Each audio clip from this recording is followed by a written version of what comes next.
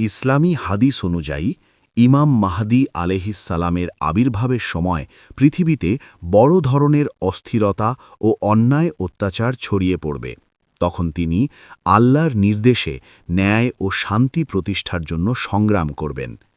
কিছু হাদিসে বর্ণনা আছে যে তার বাহিনী তলোয়ার দিয়ে যুদ্ধ করবে এবং তার ৩১৩ জন বিশেষ সাহাবীর জন্য আকাশ থেকে তলোয়ার অবতীর্ণ হবে, যাতে তাদের নাম লেখা থাকবে। আবার কিছু বর্ণনায় বলা হয়েছে তাদের তলোয়ারের খাপ খেজুর পাতার তৈরি হবে। তবে আলেমদের মধ্যে এ বিষয়ে মতভেদ রয়েছে। অনেকেই মনে করেন এখানে তলোয়ার আক্ষরিক অর্থেই বোঝানো হয়েছে, যা অলৌকিকভাবে শক্তিশালী হবে। আবার অন্য এক দল আলেম বলেন তলোয়ার শব্দটি মূলত শক্তি ও যুদ্ধের প্রতীক, অর্থাৎ সেই সময় আধুনিক অস্ত্র দিয়েও যুদ্ধ হতে পারে। তাই হাদিসে তলোয়ারের উল্লেখ থাকলেও এর ব্যাখ্যা নিয়ে ইসলামী চিন্তাবিদদের মধ্যে ভিন্ন মত দেখা যায়।